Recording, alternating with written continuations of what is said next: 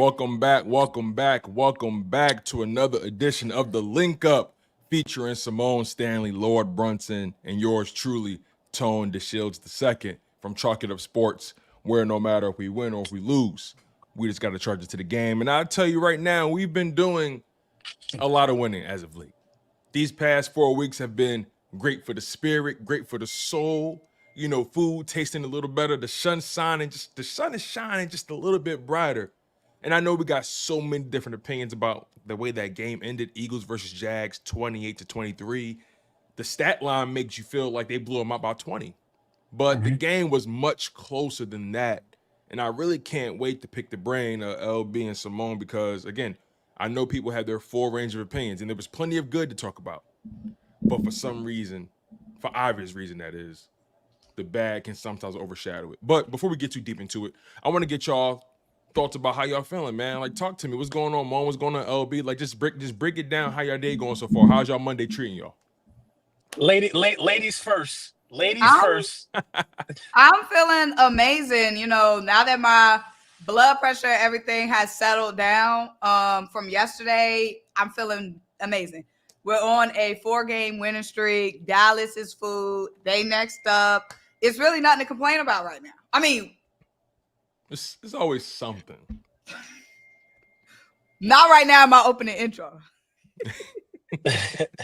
So I gotta echo those sentiments. You know, I feel the same. You know, we're on a 4-game winning streak. You know what I'm saying? Jalen Hurts has been in a triple-digit rating, you know what I mean, for the last 4 weeks. 6 rushing touchdowns, 6 passing touchdowns, no turnovers. I want to start off right there by talking about the quarterback because I believe he is on an MVP stretch right now. Saquon Barkley, 950 yards so far on the season. We literally like just halfway through for real. And AJ Brown, the news came back clean. AJ is okay. You know what I mean? So I feel good. What we y'all? We 7-2, 6-2. 6-2, yes. I feel good. We already had our bye, got that out of the way. The rhythm is cool. The team is gelling well. Zach Bond, the Kobe Dean. How about those two guys getting interceptions in the same game, coming alive? Hey, they look like 2 Pro Bowlers. Zach might be all pro. You gotta start having these type of discussions right now. It's guys that's showing up. Isaiah Rodgers showed up.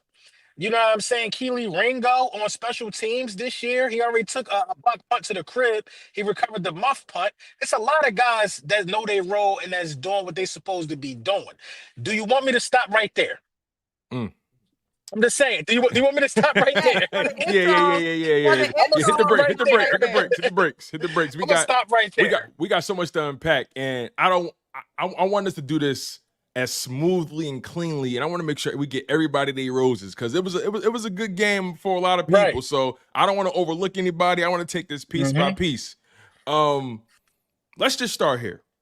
Let's start with the good, right? Right. The bad is the easy conversation. Let's start with the good, right? Let's start with the quarterback, right? You mentioned it. Jalen Hurts, no turnovers. Versus Jacksonville, he goes 18 for 24, completing 75% of his passes on the day.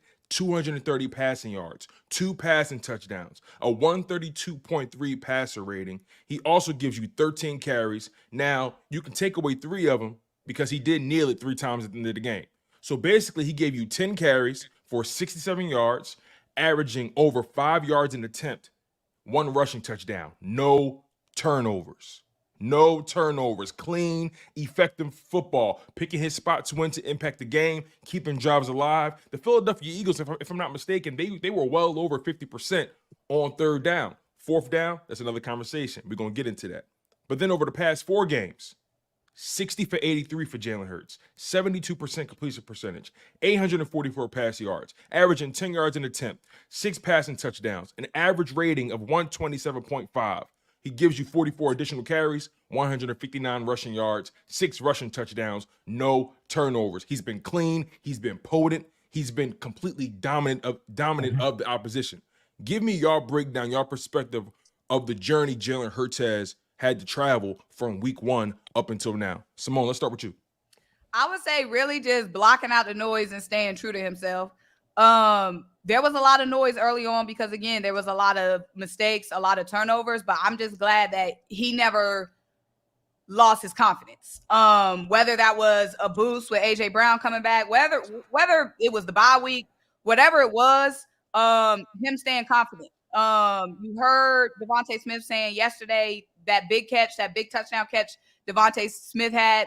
That's just the confidence. He said that's the confidence that we have in each other. So like still being confident, making those throws in those tight windows, and not losing his confidence because he was a little, the turnovers was a little issue early on. So I'm just glad that he is still Timothy. He stayed poised. He stayed true to it. Yeah, Jalen's been going crazy. We even seen with the legs, him just being so much extending for the first downs. We saw that yesterday too, him extending for the first down, but still taking care of the ball. We saw that in the game against the Bengals as well. Them legs coming back. So I'm just glad that we clicking in at the right time. We was a little funky early on, but we got that funk out the way early. These other teams was getting funky late. You know what I'm saying? That's what I'm saying. Yeah, you're right. We definitely peaked. We peaked at the right time. And Jalen ain't do nothing that I didn't expect him to do. You know what I mean? People said they wanted to see more after the Browns game. I'm like, no, he already back. I already knew what time it was. You know what I mean? I could tell how the way Jalen Hurts is approaching the game right now is that he got eyes in the back of his head, damn near. He watching out for the strip sack. He watching out for everything. He is protecting that ball like it's nobody's business. So, the bounce back of Jalen Hurts, it almost makes sense. You're talking about a guy who was in MVP conversations the last two seasons at some point during the season in them seasons. When we was 10-1, they was talking about Jalen being MVP. Then the team collapse happened. You don't get that. He had second team All Pro the year prior to that. This time around, you know what I mean? After the Dallas win, we're going to start talking about Jalen Hurts being in MVP conversations again. Didn't Minnesota just lose? Or did they win? I don't know what happened over there. Minnesota just lost. Minnesota is currently on a 2-game losing streak. That's what I'm saying. Minnesota lost. You know what I mean? Who else could you be talking about being that guy in the NFC? LB, not Jalen Hurts right now. I think the point you're making right now is a good one, and that is, and you said it already, the Philadelphia Eagles are hitting their stride at the right time, whereas all these teams that came out hot are starting to, in some shape or form, decline or, for lack of better terms, come back to earth. Exactly. Right? The New Orleans Saints, very much, they're in the dirt. They be beyond back to earth. They're in the dirt. Who came out very hot. They were considered one of the hottest offenses in the first 2 or 3 weeks, right? Then they met us and we broke them. So that's that. Nobody want to talk about that, but we'll leave that where it's at. Then the Minnesota Vikings, Sam Darnold. Oh my God, have they figured him out? Have they solved the Sam Darnold puzzle? Is he an MVP candidate? 2-game losing streak. He's back to earth. He loses to the Colts last night without Anthony Richardson to a backup. Well, they actually won last night. I take that back. No, who won last night? The Colts or the Vikings? I don't know. Some people are saying the Vikings won. I'm not sure. Hold on, wait. I'm losing my mind here. I'm losing my mind here. Yeah, I'm not sure, but but see, Minnesota won. I apologize. Minnesota did one. Minnesota won last night, but they were coming off of a 2-game losing streak. My apologies. So my timeline was off. The bottom line is Minnesota's coming off of a 2-game losing streak, losing to Detroit, losing to Los Angeles. They bounced back with the win against the Colts, an inferior opponent, as they should. But again, my point still stands. We're seeing these teams come back to earth, and we're seeing a lot of teams hitting their stride or maintaining, right? The Lions, they came out hot, they're maintaining. The Eagles start off a little slow, 6-2 record, back on their stride. The Washington Commanders pretty much started out strong. So we're starting to see the separation now, LB. We're starting to see, okay, who are the real contenders in the NFC? The Lions are for sure a contender, right? The Eagles are for sure a contender. Washington, the Falcons. I think the Falcons are a contender, but whether we want to believe it or not, they are a contender. I had them winning their division, and I was right on that so far. And you had to add Washington to that fold because of their record. Now, granted, rookie quarterback roster is still overachieving. Right. Maybe they win the playoff game. But those are the 4 teams that have really separated themselves. Lions, Eagles, Washington, and you said the Falcons. Falcons. So yeah, so yeah, when you think about those quarterbacks, the Lions, you know what I mean? Jared Goff been in the Super Bowl. Did you name the Vikings? I don't trust Sam Darnold when it comes down to it. You know what I mean? And I don't trust Kirk Cousins. He never been outside of the second round. So, when you look at these guys in a nutshell, Jalen Hurts is the guy. Jalen Hurts is probably the best quarterback in the NFC. But he just had to go out there and remind guys and show guys. So it's no surprise to me what Jalen Hurts is doing. What you rather be, man? I'd rather figure it out around this time of year than get figured out around this time of year. See, we had to figure it out. You know what I mean? We had a lot of new components, a lot of things we had to work through. We worked through the injury bug. We worked through a lot of adversity, and we 6-2. We 6-2. A lot of people ain't even had a bye week yet. You know what I mean? We 6-2. We went through everything we went through already so far. So you know what I mean? I'm cool. I'm cool in the spot that we in. I'm cool in the spot that we in, man. Josh Sweat is coming alive. You know what I mean? The pass rush is looking like it's getting better and better. Things are happening. You got young rookies that's stepping up all over the field. Guys on rookie deals stepping up all over the field. The only thing that could hold us back is the man of the hour. It's all about surviving Sirianni. It's all about surviving Sirianni, Tone. I ain't gonna hold you, man. It's about surviving Sirianni. It was so much good in that game. So much. Did this man say surviving? Yep. That sounds like a documentary. Surviving Sirianni sound like a documentary. Surviving Siri. Surviving Siri. That's what I'm calling it. I got my guy working on my thumbnail now. Last night was episode 1. Hold on. Because y'all know it's lunchtime, so I'm in the middle of making my food. Before we get on Nick, I gotta comment on what you said about Jalen. Jalen's definitely the best. Who's better? What quarterback in the NFC would you take over Jalen? Symone, right? I'm glad you asked that question because I want to. That's a good question. I want to throw some stats. I want to throw some stats at y'all. I want to throw some stats at you guys to show you guys that having this high-powered passing offense, throwing the ball 30 plus times a game is overrated. I'm gonna tell you why. Right? Listen to this. When it comes to both the Detroit Lions and the Philadelphia Eagles, who are clearly the best teams in the NFC, right? Detroit is ranked 30th in the NFL in pass attempts. They're throwing the ball an average of 27 times a game. The Philadelphia Eagles, they're ranked 32nd, last in the NFL in pass attempts, averaging 27 attempts per game. You get to the rushing side.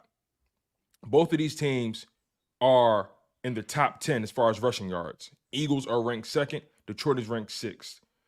Both of these teams are, I want to say, middle of the pack when it comes to passing yards. Philadelphia is ranked 20th in passing yards when it comes to 202 yards per game, and then Detroit is 217. Both of these offenses are extremely balanced. They run the ball very well. They're not overexposing their quarterbacks. Right, but this the thing. This the difference though, Tom, with the Eagles' offense and Detroit to a degree versus a lot of other offense. They play very similarly. They do play similarly, but the Eagles do it different. The Eagles lead the league in 40-yard plays. Yes. So we have those explosive plays. When we do pass the ball, the top might get taken off. I think Jalen got to be a top 3 deep ball thrower in the game. Yes, he is. You know what I mean? Yes, he got to be a top 3 deep ball thrower in the game. So when we do, you know what I mean, have an explosive play, Saquon is also capable of having a 40-yard run, which he's done this year. AJ has a 40-yard reception. Smitty has a 40-yard reception. Dallas Goedert has a 40-yard reception. You know what I mean? We have big plays, and we're extremely balanced. So you know, you got to pick your poison with us. And we knew this coming into the season. This football team is built to win a Super Bowl. Yeah, I agree with that. I also wanted to comment on, because I was in the kitchen. You talking about the real contenders. I would say my real contenders is us, Falcons, Washington, Lions. I would say those are the real contenders. We'll see what the Rams start cooking. We'll see. No, that's a fact. The Rams been in the kitchen, but we'll see if they can keep that G up. We'll see. Because they've been under the radar a little bit and they've been getting healthy and they've been doing some stuff. Now, I will say this. I do not want to see the Falcons getting Ojulari. I saw that they're hot and pressed for Ojulari. They blowing up that phone. From the Giants? I will say, I do not want to see the Falcons getting stronger. I don't want to see that. I want to see him get Matt Judon. I ain't gonna lie. I was like, damn. Yeah. You know what I mean? I ain't want to see that. Yeah, the trade deadline is here, and teams are definitely going to start making moves. And when you look at the Eagles and the Lions in the conference, you kind of look at them and say, where are your real holes? Now, granted, we know the Lions are probably going to make a play for Zadarius Dang, Smith. we did. I did forget about we did forget about I forgot all about the 49ers. The 49ers. If they get healthy, they're not even above 500. I can't acknowledge them. Okay, but we can't not deny that they've had hella injuries and still been staying in the mix. We've had our own fair share. You got to weather the storm. I'm not saying, and they've won games despite injury. Yeah, I'm saying you can't say when they get Christian back, when they get all them boys back, that they still not going to be a threat. Because you're not getting Ayuk back, and I don't think it's even smart to even bring Christian back. They say Christian, he ain't got no cartilage in his knees. He got something going on. He got bone on bone. Christian got what Buddy had, Jai, I think. When? We'll see. We definitely got to see. But I think the Philadelphia Eagles need to bulk up what we got going on, though. I think what the Eagles need to do. Now, a lot of y'all gonna disagree with me. Mm-hmm. They need to get on the phone and they need to call Bill Belichick right now. And do what? And trade him for Sirianni. We cannot keep dancing around it. We got to talk about it. All right, we cannot keep dancing around it. No, he was going to talk about. Are we done with all the positives? Because I'm not. I still got a lot of positives. Okay. I only talked about one guy. That was Jalen Hurts. I got so many more positives. Okay. Let's get to it. Let's move on. Let's get to Saquon. Positives out the way real quick. Yeah, it was Victory Monday. All right, let's talk about Saquon now. Saquon, phenomenal performance. The brother is spectacular. The brother not human. He's an alien. He's a Martian. You feel what I'm saying? Against Jacksonville, 27 carries, 159 on the ground, averaging almost 6 yards an attempt, 1 touchdown on the ground, gave you 3 catches, 40 receiving yards, averaging 13 yards of reception, a touchdown on a wheel route. Man, toe drag swag. The bull is a demon. I mean, he made the one cut, then hit him with the spin, and a backwards hurdle. Who the hell was doing a backwards hurdle? Somebody explain to me what I saw. LB, please. Was it a glitch in the matrix? I mean, did he discover he was the one in that moment? There's no explanation for what you just saw. What you just saw was somebody who is a generational talent. That's what you saw. You saw generational talent. See, and this is what I hate when we got Saquon Barkley. Everybody want to act like they forgot. They forgot. You know what I mean? Oh, Bijan, generational. No. Before you ever heard of a Bijan or any of these other people, it was Saquon Barkley first. Saquon Barkley. Bijan can't do what you just seen Saquon Barkley do. There's nobody that could do what you just seen Saquon Barkley do. Giants fans wanted to tell us that Saquon Barkley was washed. He ain't got no burst. Saquon Barkley, 75 yards away from having a stack already. We ain't never had nobody get. Saquon Barkley have 1,000 yards after the Cowboys game. We ain't never had nobody have 1,000 yards after week 9, week 10, whatever week it's going to be. We never had that in Eagles history.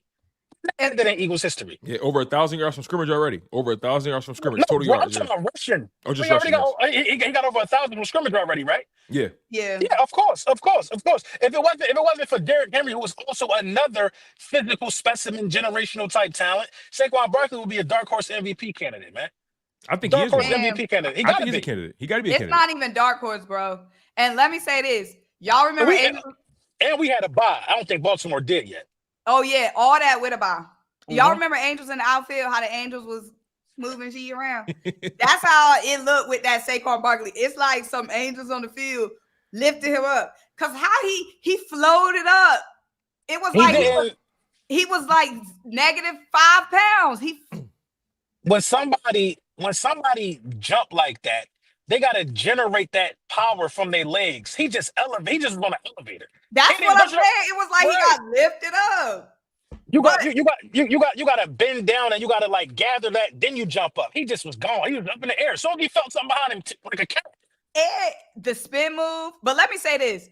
This is why I'm a little bit sick of the Falcons. Last night, I'm talking to Dylan about Saquon. I'm like, man, Saquon in his own island. But Bajan.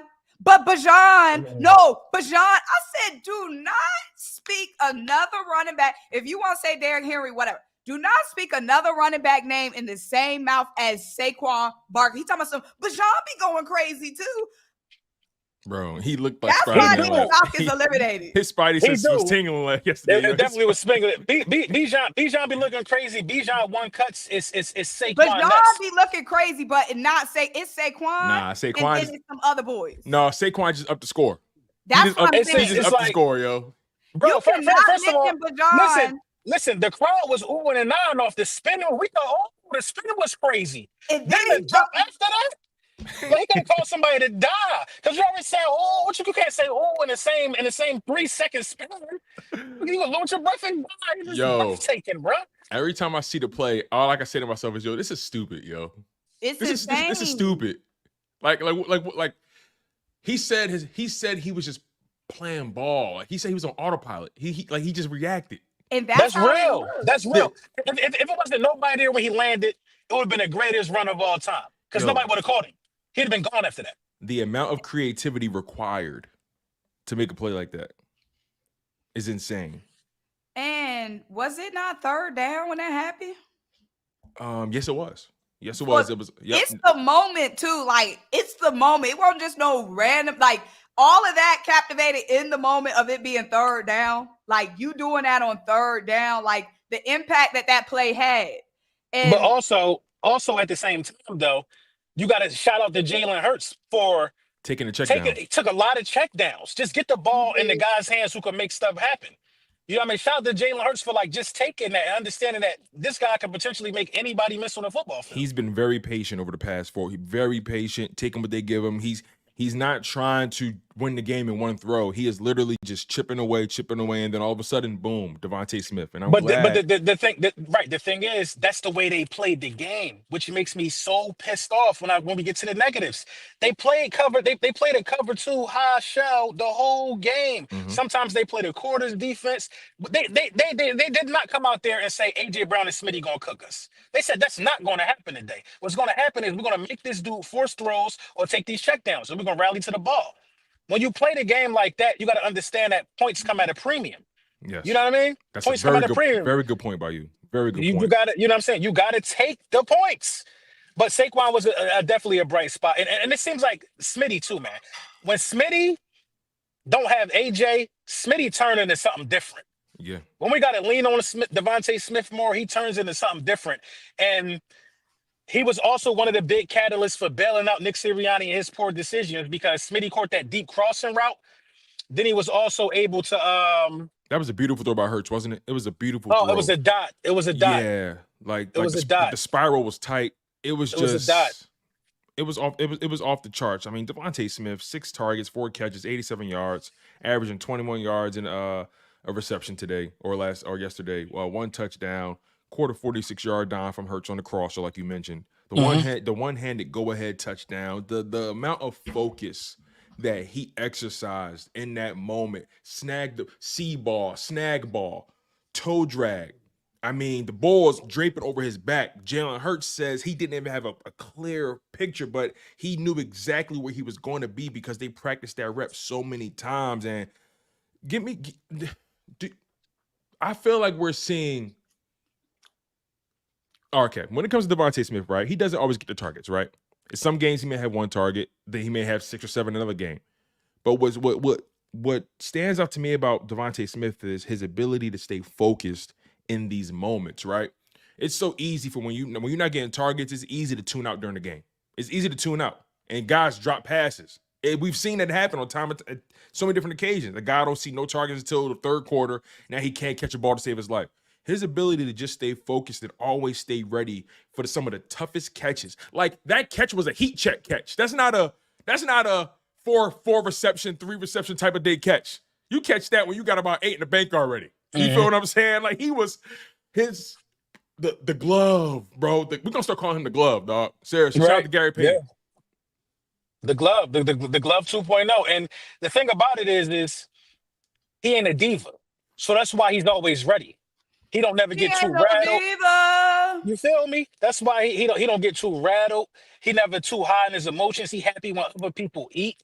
But when he score, you're going to hear a whole lot of bleeping it out because that's a dog. That's a Heisman winner. You know what I mean? That's a Heisman winner.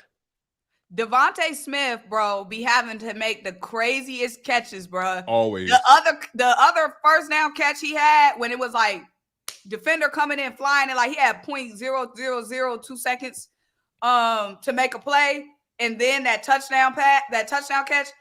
Devontae got to be doing. He be having to make the craziest catches. It's either like right on the boundary where he got to do some crazy tap dancing, or it's extremely contested and he got to do some crazy shit. How about Dot though? Dot, shout out to big Dot after dot. Big Dot. Jahan Dotson with that. Come on, bro. Jahan Dotson. So many people showed their potential and so many people stepped up in this game yesterday. It was just, and I saw a little creativity. I saw some of Kellen Moore. Kyle Katerra been stepping up since Dallas Goedert been out. Yes. You know what I mean? He's been stepping up since Dallas Goedert been out. And that makes me believe that when Dallas Goedert come back, that we can run some of these two sets. You know what I mean? Like we're evolving as an offense, and I can see the fingerprints that Kellen Moore has on his defense. Now, I'm on the offense. Now, on the defensive side of the ball, I'm beyond impressed. I ain't gonna lie, bro. Quinyon Mitchell and Isaiah Rodgers had that joint a no-fly zone, bro. It was a complete no-fly zone. Nothing was coming through nothing was coming through in Quinyon International Airport, and in Rodgers International Airport, wasn't nothing else coming through either. It just was locked down. And the linebacking play yesterday, I haven't seen linebacker play like that since Trotter Pop was playing, bro. I ain't seen linebacker play like that since then. This defense, they ready. Gardner Johnson flying to the ball still. Cooper DeJean still. Stop trying Cooper DeJean on fourth down, too. Bro. Stop trying him on fourth down thinking he the weakest link. It's not going nobody way. You know what I mean? It was a total, this is the best roster in Eagles history probably, bro. It's the best roster in Eagles history, and you got a chance to make it better because the trade deadline is right there for the taking. It's right there. I think we got our positives out the way. Yeah. Yeah, I agree. Now. Not the stage. No, yeah, Rodgers got beat on that 1 4th down, but other than that, I think people was overreacting for that 1 4th down. Other than that, just to add context to Rodgers, it was on lock, bro. A lot of people kind of said, they was kind of giving him hell a little bit, but he was targeted 5 times. Trevor Lawrence went 1 for 5, 16 yards, a 39.6 passer rating when targeting Isaiah Rodgers. So that's pretty much his performance, and that was pretty solid. Pretty solid. For a first start. Sidney Brown working. He taking advantage of his snaps too. I don't want to forget about Sidney Brown. He's taking advantage of his snaps. Absolutely. Quinyon Mitchell was steady again. N'Kobe Dean. That line. We got to give proper reverence to N'Kobe. He's been stringing it together. He's been stringing it together. Yes, he's been making game-changing plays. I mean, having 2 sack games, a game-sealing interception. He's been good in run defense. I mean, N'Kobe is playing like somebody who has been doubted. Yep. And let's be fair to him.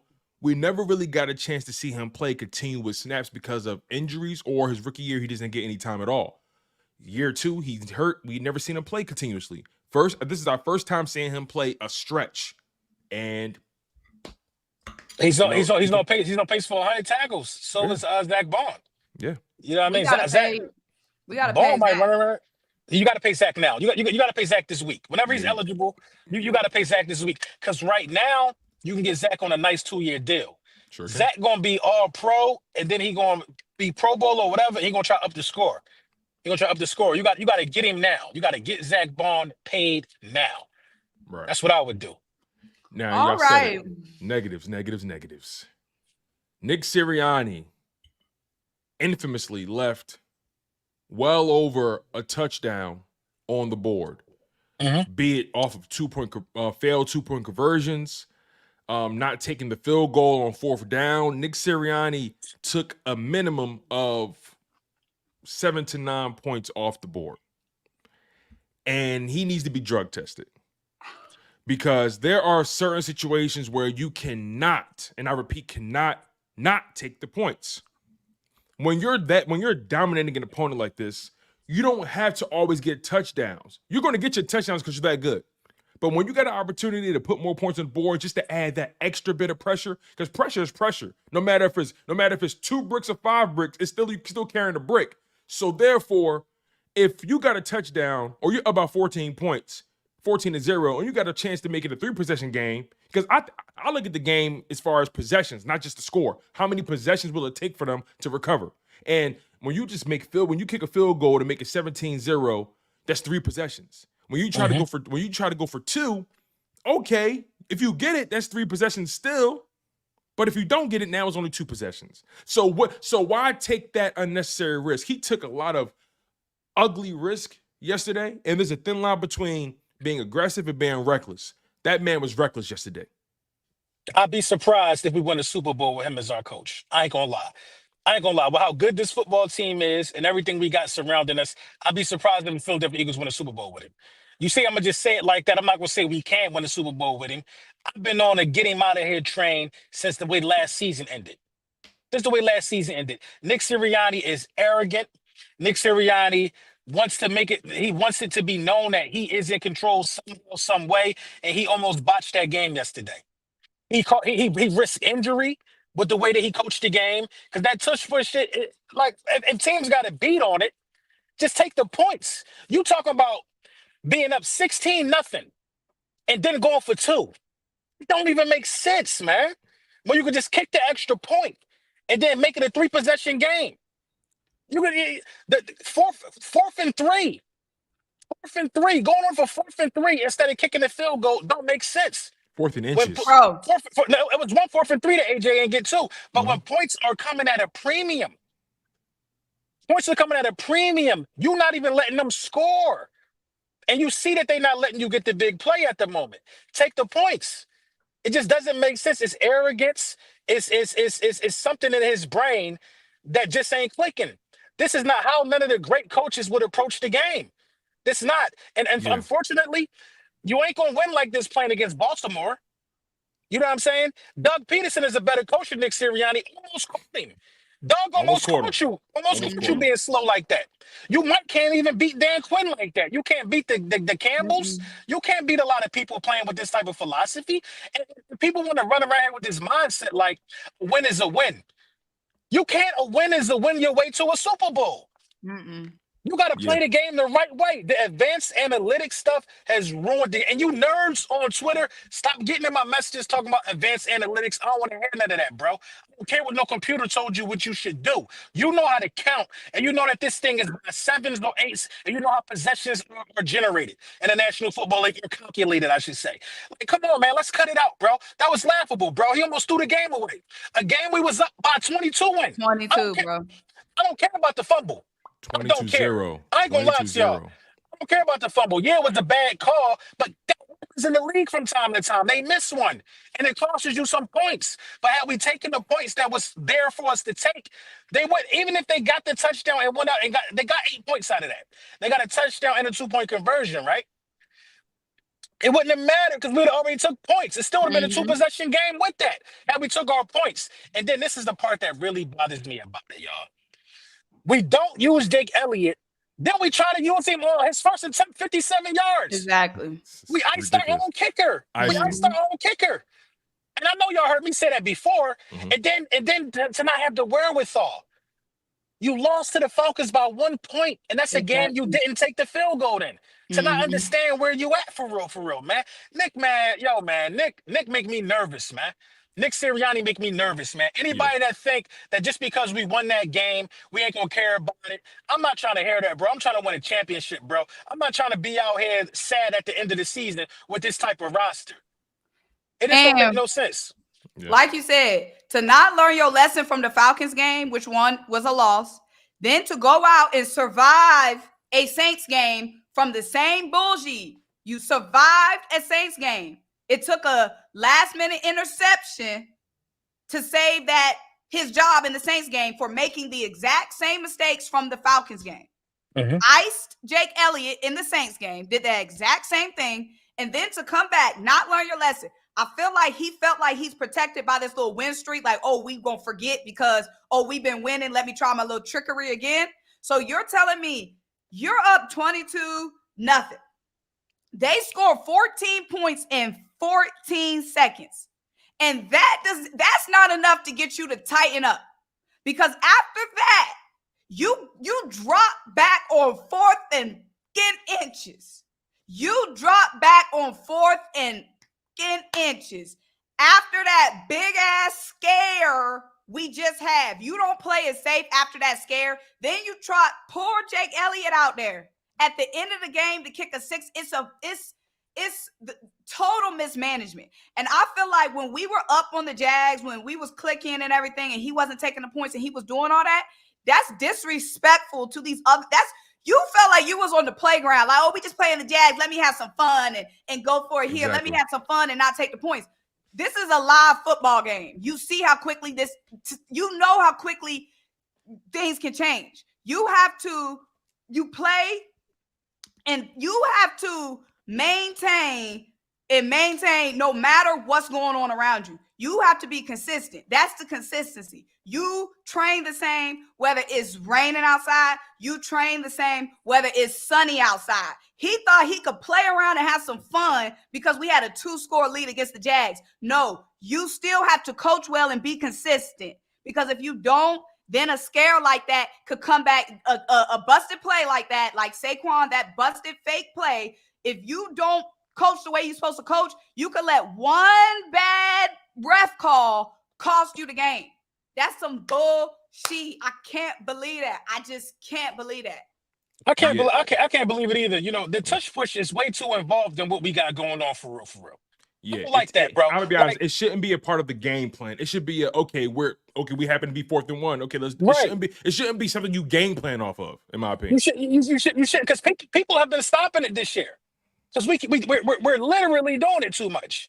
You know what I mean? You don't even bring Jake Elliott out. You line up in the formation hoping somebody could drop off sides just so you can go for it on 2. Like, come on, let's cut it out, bro. Let's cut it out and play regular football, man. Let's cut it out and play regular football, man. Nick Sirianni got to go. We shouldn't have had this conversation at 7-2, y'all, or whatever we is. All we he on got a to 4-game winning streak. His job is easy. He's making his job that much more difficult. Just take the field goal. You're going up against an inferior opponent. You know they're inferior. They also know they're inferior, but they're going to still play the game because they're professionals. And you go up 22-0 on them. Okay, 22-0. Maybe you made some bad decisions in the first half that we didn't like, but you're still up 22-0 at one point in the game, right? You have a chance to redeem yourself. Just take the points, kick the field goals. A team like that can't come back if you just keep putting points on the board, no matter the fashion. 3 points, a touchdown, like just keep putting points on the board.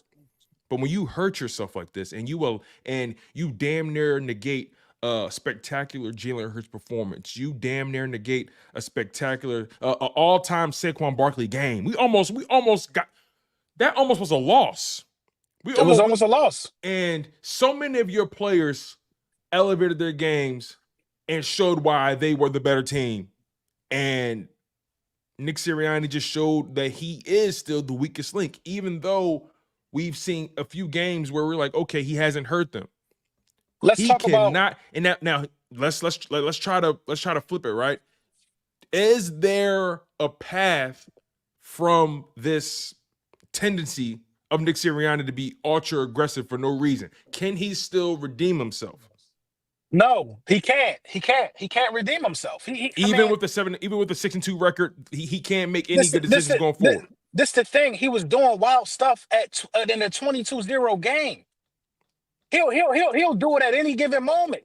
Imagine what he'll do when we down. And I gotta make smart decisions. The only reason why we won that game is because the talent on the roster.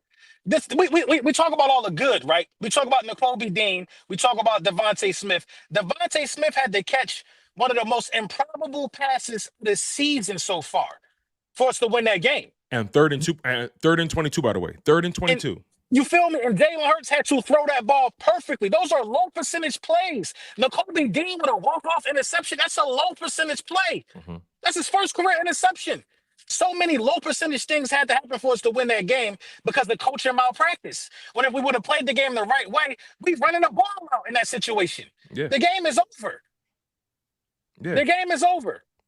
Yeah. The thing is, with Nick, we just don't know. It's too much of a wild card with him. Can't trust him. He did this. Okay, so we was up 22-0, right? Yeah. He did this same bullshit in a close game. He did this same dumb shit in a close game scenario. So you can't just say, "Oh, we was up, we was experimenting." He was doing this same malpractice in a close game against the Saints, where points were at a way more of a premium. Points was at an extremium. Okay, points was coming for $1 million, and he was still not taking the points in the Saints game. And then too, we can't trust that he's not going to revert back. We seen it. Point. He changed he cut his hair and he changed his ways. And then he so quickly reverted back. Once that hair he started growing a little bit of hair back, a little bit of beard was coming back. Old Nick was coming back. So let's say he tightens up for the next 4 games. We don't know if he's going to pop back out in the bullshit in the playoffs. We don't know when he's going to pop back out. I see why some of the players might have had smoke with him, particularly Jalen Hurts. I see why, because that type of coaching mindset leaves your players out to dry. Now, they score because you don't want to take points. Jalen almost throws a pick because now you got to throw the ball. The one where it hit off Devontae's hand, because now you have to throw the ball and be aggressive now. It was almost a pick. You know what I mean? It makes you have to play the game a different way now, because now you're in a game now. You shouldn't have been in the game. I agree. You shouldn't have been in the game. You shouldn't have. If the Jags score and the Kobe Dean don't make that once in a lifetime play, because the Kobe Dean ain't no cornerback, bro. Yeah, he ran the route better than the running back did. So many things had to go wrong for that to happen, bro. Trevor Lawrence had to throw a bad play. He had to run an excellent route. So many things had to go wrong. If the Jags score right there, you lose the game. Yeah. And then Nick Sirianni decides to play the game this way when you're visibly haven't got A.J. Brown was out the game. Why would you not be safer? Yeah. You down the weapon. A.J. Brown ain't even play against the Saints. Why would you do this? A.J. Brown didn't play against the Falcons. Why would you not take 3 points? One of your home run hitters ain't playing. Bro, man, listen, man, I'm going to keep it a beam, man. I don't think we can win a Super Bowl with the guy. As great as we are, we contenders, we all of this, we've been all of this before. I don't think we get our second Lombardi with him as the head coach. I don't care about his coaching record and none of that. He's had talented rosters, man. But players like that, Mike McCarthy might be better than him. And they want Mike McCarthy gone in Dallas. I hear you.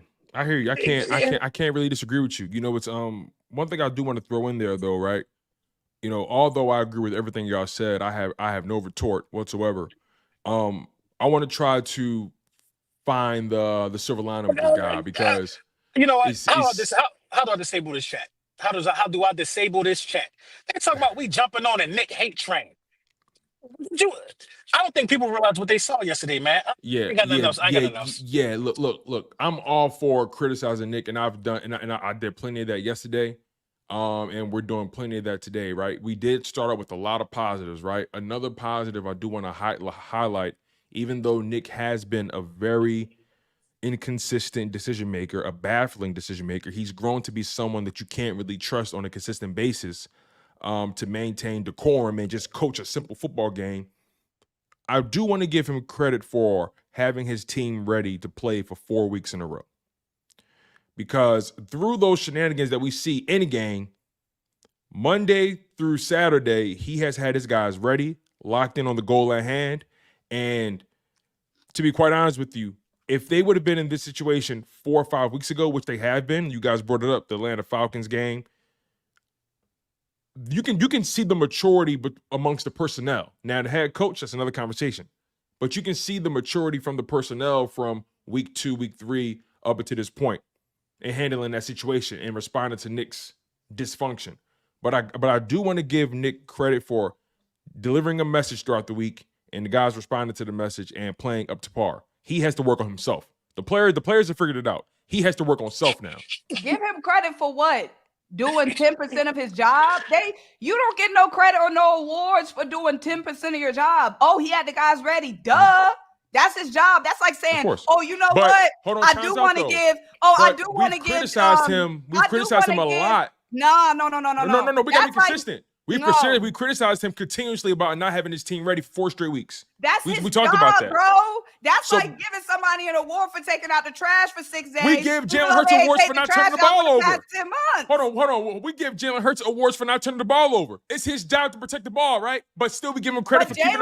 It's the same logic. It's the same logic, though. No, baby. Let me tell you why. All right, break it down for me, sis. I said 10% of his job. You Okay. try to give him a cookie for doing 10% of his job. Jalen Hurts was doing 75% of his job, but 25% wasn't there. It was turnovers. Turnovers. I'm not handing out no cookie for getting the guys ready. What? Gatorade?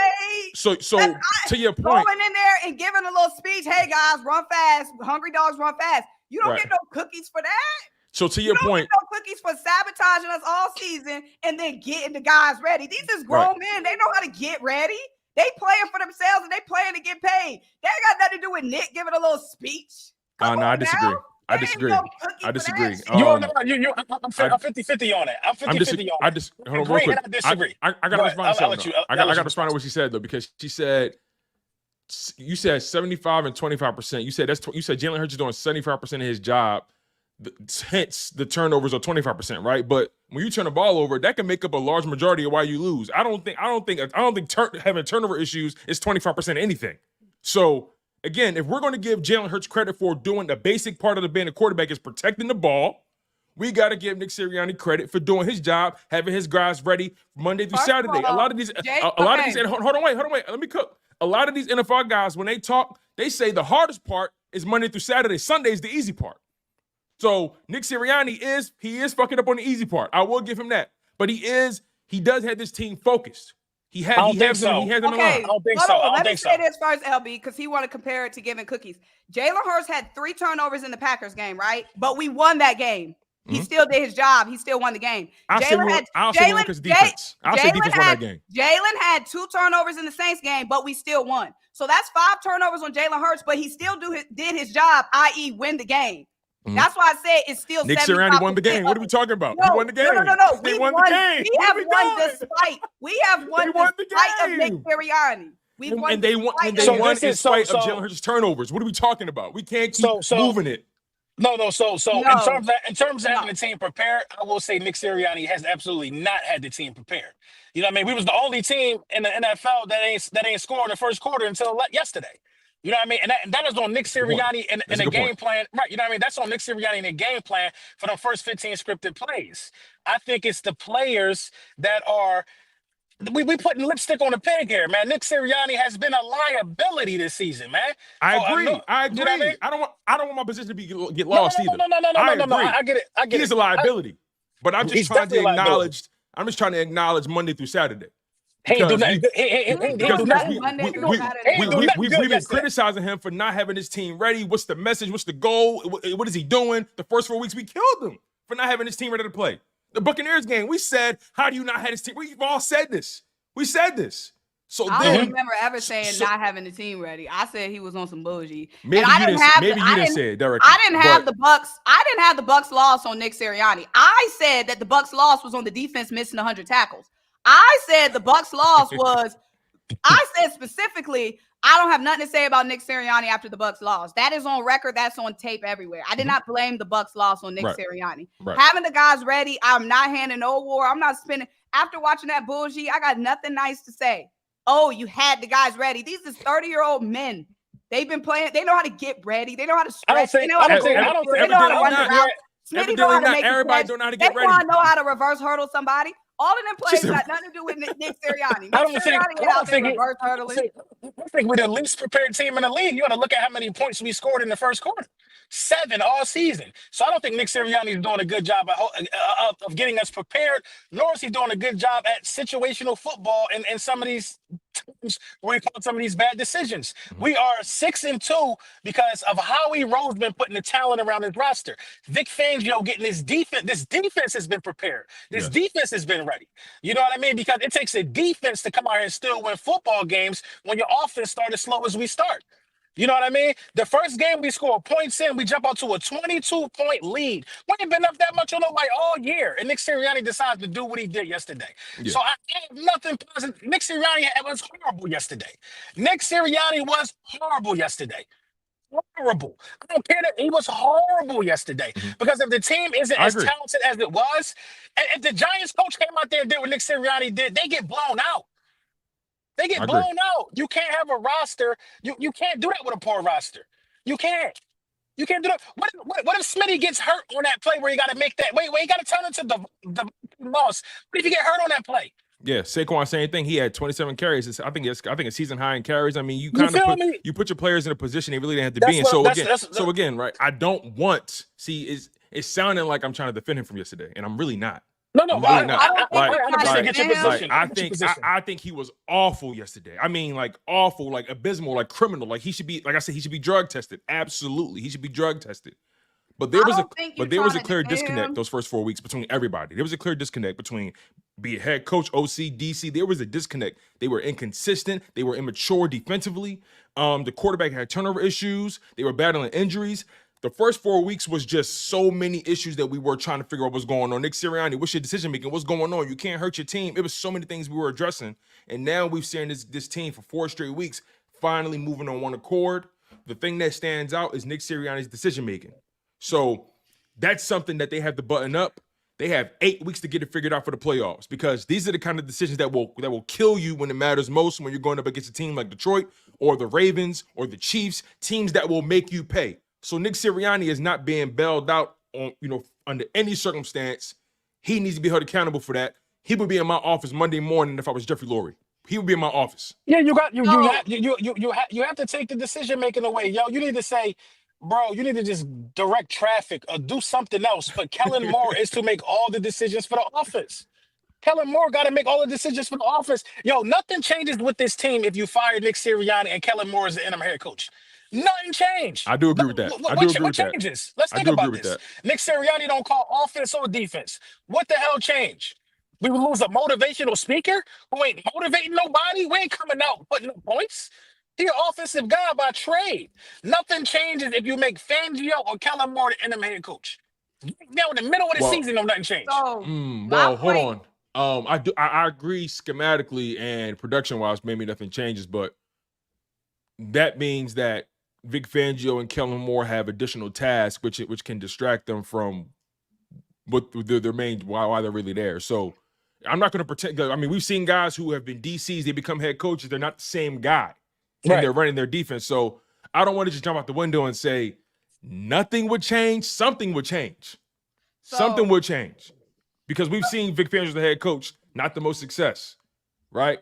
But we've never seen Kellen Moore. That's an unknown. But I just want to be reasonable about it. Something would change if you all of a sudden turn Kellen Moore or Vic Fangio to the head coach mid-season. So, like you were saying, Tone, earlier in the season, there was a disconnect when we was discombobulated and Nick was heavy on the bullshit. Right. Who's to say, and we said, oh, well, the team is clicking now, so let's leave Nick Sirianni alone. No, because if Nick Sirianni starts that bullshit back, that disconnect could come back with the players. That's a good point. I agree with that. Things were smooth when Nick was doing what he was supposed to do. When Nick was not doing what he was supposed to do, everything was discombobulated. So who's to say that won't come back if Nick Sirianni goes back to the bullshit? Right. I agree. But the bottom line is when you're making decisions like that, and I think we can start to put a button on this topic at this point, right? Like the bottom line is when you make those type of decisions, it sows dissension amongst your roster. They lose trust in you. They start to look at you sideways. They start to wonder exactly if you're capable of doing the job.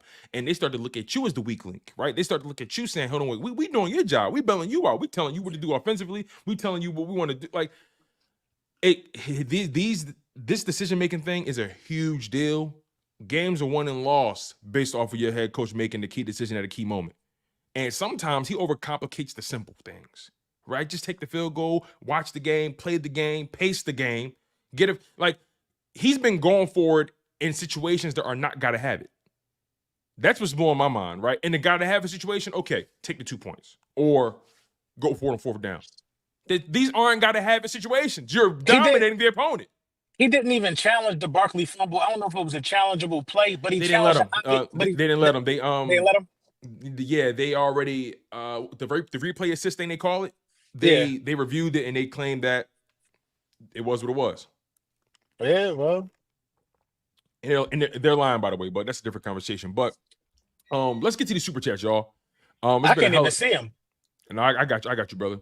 It's been a hell of a show. We had well over 1,000 people in this live stream. It's been fantastic. You guys have been awesome. We appreciate you for locking in on the content. Hey, we might as well keep this time slot. You know, it's lunchtime with the bully slot. Hey, listen, man. The more This eyes, prime time slot. Y'all It better is make prime sure. time. Today too. hey, listen, Yeah, if it work for y'all, work for me. If it work for y'all, work for me. We say this every week. Every week we go live at a different time, and we might as well keep this time. But it be LB saying it though. LB always the one be saying it. Yo, like we should keep this time. Like This it's always the time. I just know when my people be up. We be, you know, we I ain't mad at it. We've been having lunch together for 8 years. So yeah, facts. I feel you on that. But yeah, let's get to your super chats, man. We got a lot done today. Unpack this game a lot. Next up, they have the Cowboys. Yep. Got the Cowboys. We home for that game, right?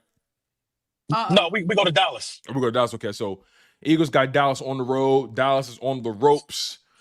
Will the Philadelphia Eagles give them life, or will the Philadelphia Eagles put the knife into the heart and twist it and bury the demon? We'll find out. But let's get to these super chats, you guys. We appreciate y'all for locking in. You've been tuned into the link up featuring Symone, Stanley, Lord Brunson, and yours truly, Yes, sir. Tone DeShields II.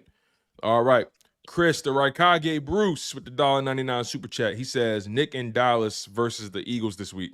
I can't argue with that. Not one bit. Thank you, Chris. We appreciate the super chat, brother. Appreciate you. Lunchtime Bully Dave with the $2 super. He says, LB, can we get that Foxy Mama video? Hashtag Eric Warren.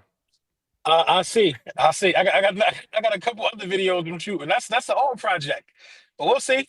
I'll see what I can do. Bet. Thank you, Dave. We appreciate it. Chef Cook Skinner with the $5 super says, "Sup, link up fam." Hashtag get out of here. You know what? You pay for it. It's all right. Chef Cooks, what up? You paid for it. You paid for it. Chef Cook's been outside this year, not last year though. Shout out to the chef. Mansa Moonsa with the $9.99 super chat says, "Head coach will be our downfall. We have too much talent for us to be fighting for our head coach and the opposition. Head coach wants to prove himself because he doesn't add value football-wise. His ego and arrogance is detrimental." I agree 100%.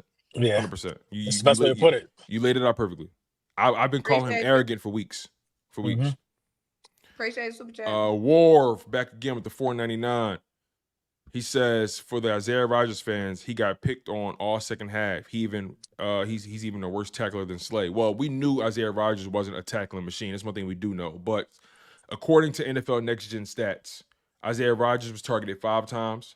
He only gave a 1 catch for 16 yards. That's the fact. So maybe you saw Avonte Maddox getting picked on. Maybe he picked on somebody in the slot or a safety. But the analytics, the numbers, and I treat these with a grain of salt. But he was targeted officially 5 times in that game. Only gave a 1 catch for 16 yards. Why is Maddox still even getting reps? Bro, the first time he touches the field, he gives up a pass interference. Right. Shouldn't be on the field. Anyway, thank you, War. We appreciate the super chat, brother. Appreciate you, War. All right.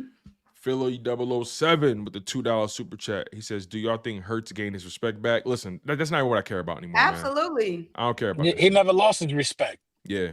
It's just people act like the game hasn't evolved, and they keep looking at the game through this 1980s, 1990s lens. Like, I'm sorry, like we're not seeing like we ain't got leather helmets anymore. Like these guys are doing spectacular things now with the football. Like these guys are dual threat guys now, right? We got guys that's gonna give you 20, 25 passing touchdowns, 20, 15 rushing yards, 30 plus touchdowns a season, guaranteed. I mean, the production is insane, and a lot of people say Jared Goff is balling. Well, guess what? On the season, Jalen Hurts, if I'm not mistaken, Jalen Hurts has 18 touchdowns on the year. 18 total touchdowns.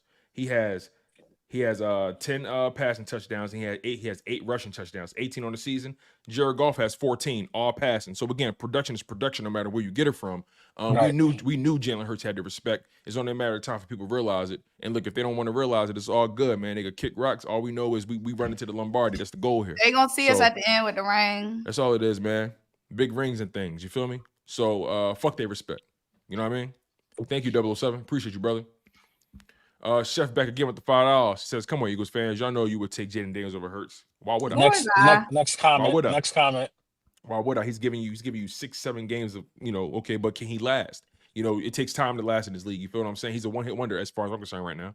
Be patient. Enjoy it while you riding it. Pause. Right. Enjoy it. That was crazy. Yeah, it was Pause. crazy. Don't be worried That about was what we crazy. got going on. That was crazy. That was very That was crazy. crazy. That was the was craziest. wild, That was the bro. craziest. I don't think I heard nothing crazier than that one. Me neither, bro. That was insane. Yo, that was bro. flagrant. I don't even want to repeat it. And it was the voice, the Yo, like that shit what was is it called? flagrant. What's That it called with That shit was late night? flagrant. That late night. It was the Watercolors voice with it. Dude. Man, I almost took my earbud out. Yeah. I'm like, what's Ah, what? shit. You caught yourself though. Call myself quick. I was like, whoa. I'm like, Whoa. I felt like Tyson in his prime with that shit. Like, Hey, man, you know what I mean? your brain automatically sent that signal to you, like, hey, brother. Whoa. Whoa. Shout out to Chef, man. Shout out to Chef. Listen, just be humble, man, while you got a quarterback, while you got him. Just be humble, dog. Y'all new to this. Y'all ain't true to this yet. Anyway, War back again with the $4.99. He says, Nick scares. I'm sorry, I can't stop laughing about this shit. He says, Nick scares me, man. We still need a pass rusher. And I like CJ, but we got to keep it real. He's looking bad the majority of the year. Yes, CJ's been inconsistent. He's been inconsistent. Outside of that flash play, he's been pretty inconsistent. I will give you that. But yeah, Nick is scaring all of us for sure. Nick is scaring us for sure. Hey, listen, y'all. I caught myself. Leave me alone. Nah, people don't judge like what he say. No, chill. We good. better We rewind. good. Right. Yes. We good. Y'all better rewind. we go get past that. Right. Shout out to Wharf, man. We appreciate you. Speaking of a pass rusher, we didn't really give Joshua his flowers. I mean, No, we did. We Two- talked about it a little bit. oh yeah, for sure. All right, 2 sacks, 5 sacks over the past 5 games. I mean, he's Damn, in 5 of the last 5? yeah. In his bag. In In his bag. He had a sack 3 games in a row. He didn't have one last week, and then he had 2 yesterday. So, yeah, that's 5. Yep. I wonder what's the name going play Dak. That's what I'm waiting for. Dak Prescott. Yeah, they say he got a hamstring. They talking about he might be out for a couple weeks. He's not playing. Yeah, he's not playing. Think about it. We've been saying hamstrings with the Eagles all season. AJ, Mailata, Goddard. How many games they missed on average between them so far? Like 3 at least. Like 3 minimum. So who is their I think- backup? And Dak said he heard something pop. He said he never heard that sound before. Cooper Rush. See, shoot. He run the offense better than Dak. I'm saying, bro, Rush got them back in that game against the Falcons yesterday. Right. Oh man. Yeah, they was out of that game, man. But anyway, shout out to Michael Felder, man, with the $10 super chat. He says, good afternoon, everybody. Appreciate you, Big Mike. Thank you, Big Dog. And he back again with the other super chats. Just, just throwing the love down. Donated $30, man. We appreciate you, Michael. My God, Michael Felder. Appreciate you, Big Appreciate Dog. you, Mike. Means a lot to us. Thank you, brother. And then War back again with the $4.99 says, there's no way that my Isaiah Rodgers coverage numbers are accurate. He gave up 2 long plays back-to-back in the fourth Not him quarter. doubling back with it. Hey, let's get paid for it. He said, I'll be advanced stats. Oh, man. No, that's fact. He did give up 2 plays. No, he did. Listen, I was reading over so straight. So maybe he probably was in coverage. See, I was confused because like I know what I saw, but then I doubled back and I'm like, hold on, wait, like was it not him?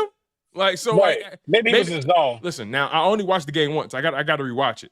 But, I'm about to watch it again when I get back in here. Yeah, I'm gonna watch it again. But hey, it's a war. If you right, you right. Listen, I ain't mad at it. I don't think you better than Slay. I still don't think that. So anyway, When is Slay back? Cody back again with the $2. Would any of you 3 trade Nick for Doug at the No. At the end of the year? No, I'm not trading. Nah. I'm not trading Nick for Doug because as of right now, Doug is looking like a one-hit wonder. Like, I mean, I love Doug to death, but Nick ain't got no hits. Give me Nick Doug ain't back. Nick ain't got no hits. Give me Doug back. Nick ain't got no hits. Listen, listen, Doug gonna take them points. Doug went Doug gonna diamond. do his job. Doug is gonna take them points. Doug is gonna take them And points. Doug is the good play caller too. Doug is gonna take them points. Doug went diamond. Right. Shout out to Cody. Chef back again with the $5. He said we're gonna beat the pigeons off. Coaching alone. Oh, please. You keep panicking and embarrassed, Chef, but it's all good. I ain't mad at it, brother. Cody with the $5. He said, I'm sick of the tush push. Barkley can get 150 yards a game, but not a 1 yard rush. Come on, coaches. I agree. I'm with you. I'm tired of that shit too. I said that at the beginning of the year. Yeah. At the beginning of the year, I said, yo, we need to retire that shit for a little while. Like put it on ice for a little bit. You know what I'm saying? I wish we didn't jump off sides. I wanted to see that other variation from it, from the formation of it. I wanted to see that bad. Yeah, I agree. Richard Cooper with the 499 says we were literally missing at least 5 points to go on top of the 22-point lead in the third quarter because of Nick. When the hell? When they still had 0. Oh, when they still had 0 points. Yeah, man, you're right. We left points. He took points off the board. He literally took points off the board. I'm like, nah, bro. It was supposed to be 27-0. Bro, we supposed to win that game based off the numbers. We supposed to win that game 37-23. Yep. 37-23. If he just take the field goals and take the points when needed. Nick fucked up so many people point spread. Bro, did he ever? Shout out to Chef Cooks with the $2. Listen, messing people with point spread that bad. They may have a talk with him. They may have a talk with him. You know, the NFL don't play about their betters. Chef Cooks for $2 to protect Nick and Jerry Wayne at all costs. Jerry Wayne, that's cute, man. That's cute. Remember, you still the Commanders though, so y'all liable to fuck it up. Chris back with the super chat. 499 says Nick hate train. Chat, this guy's killing us worse than Chip Kelly. Nah. Chip Kelly was just crazy. Chip Kelly was. Nah, I don't know if he in that territory, but chat, this guy is killing us worse than Chip Kelly. Nah. Chip Kelly had the dudes. Chip sold the whole team. Yeah, literally. Yeah, Chip messed that up. Yeah. Philip Thomas with the $10 super chat or super sticker, excuse me. Thank you, Philip. We appreciate it, bro. Appreciate you, boss. Timothy Timmy with the 499 says you can control playmaking decisions. You can't always control turnovers. Oh yeah, he must be talking about. He talked about earlier. Yeah, that's a fact. Thank you, Timothy. Hannah A with the 499 super chat. Question: do we know for sure Kellen didn't make those calls and Sirianni co-signed? Sirianni doesn't have the emotional temperament to coach. So to answer your first question, Sirianni he's the one that decides if they go for it. Now the play call is probably where your question really fits, right? Who's calling that particular play? But regardless, they shouldn't even be going for it. We shouldn't even get to that point of deciding what play we're using. They shouldn't even be going for it in those situations. To your point, and yes, I agree. He's not emotionally stable. Plumber, what section you sitting in? Let me get them. Talking about little mama, tell her I got tickets for the Skins game. Who are you talking about? In the live chat. He ain't talking about me or Tom. But I'm gonna get them tickets though. Let me get that. Oh, where the tickets at? Right, what section you in? He said, "Little mama." Right. That's definitely an old head. That's definitely an old head. Old heads love little mama. Little mama, let me come talk to you real quick. They love little mama or baby girl. Right. He said, "Little mama." Shout out to him, man. Listen, you miss 100% of the shots you don't take. Philip Thomas with the super chat. Thank you, Hannah. Philip Thomas with the $2 super chat. He says, overall, we were able to overcome adversity. Yeah, for sure. Adversity. I mean, adversity that was unnecessary. That's why we spent 40 minutes of the show talking about positives. So sure did. Green Wingman with the $10. He says Eagles need to work in Will Shipley at some point into the season. Saquon has had too many carries, and you need to keep him healthy for the playoffs as well as beyond. To your point, Green Wingman, there was points in that game where I was saying to myself, Gainwell has to run better because you don't want Saquon running 30 times a game. He had over 30 touches yesterday, or 30 touches exactly, if I'm not mistaken. So you want to do more touches in the second quarter than they had as a team. He had more touches than that whole Jaguars. Yeah, you want to do a better job at utilizing Saquon, but also Kenny Gainwell has to do a better job at relieving him. Right? When Saquon comes off the field, Kenny, you got to do a better job at keeping the motion. Gainwell just be falling over. Even if he just getting 5 yards, 4 yards, you're keeping the train moving. You're keeping us on schedule, right? Every time he came in, it was like a 1 yard gain, 2 yard gain, or a loss. He didn't really impact the game. He had a better game against the Giants, obviously, but he has to do a better job of being consistently the reliever. That's his role right now. If Kenny can be a steady reliever, he'll give you maybe 5 or 6 carries a game, 7 carries a game. If you're running the ball heavy like that, maybe 10 carries a game, and he gives you 50, 60 yards. I can live with that. That's a potent run game, a complete running game. Right now, we're Saquon centric. So Kenny has to do a better job at relieving Saquon. A big better. Like I said, he be coming in, falling over. Yeah, always, man. Shout out to Green Wingman. I appreciate you. And I'm a big Will Shipley fan. I would love to see him more utilized. Cody, it's the final super chat, y'all. Then we out of here. He says, keep up the good work, y'all. And be a little nicer than Nick. Just kidding. He might be the Meg Griffin of the Eagles. Yo, that's good. That's good. The Meg Griffin of the Eagles. That was good. Hey, let's shout out to you, Cody. We appreciate it. All right, y'all. That's today's show, man. It was fun. Me and Symone got into it. So it was a complete show, right? We all got into it. Nah, I put on my glasses. When you see family members like having a discussion, you're just gonna make you a sandwich. Stay out the way. Stay out the way. Facts. But at the end of the day, I think we all can agree that Nick Sirianni has to do a better job at being the leader of this team, being the decision maker. He has to do a better job here.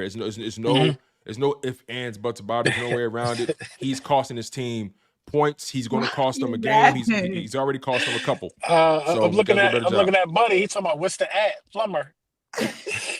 Have you not been on the show before, Plumber? I'm confused. Yeah. He said, little mom, I'm 33. Subscribe. First of all, subscribe. He said, I'm 33.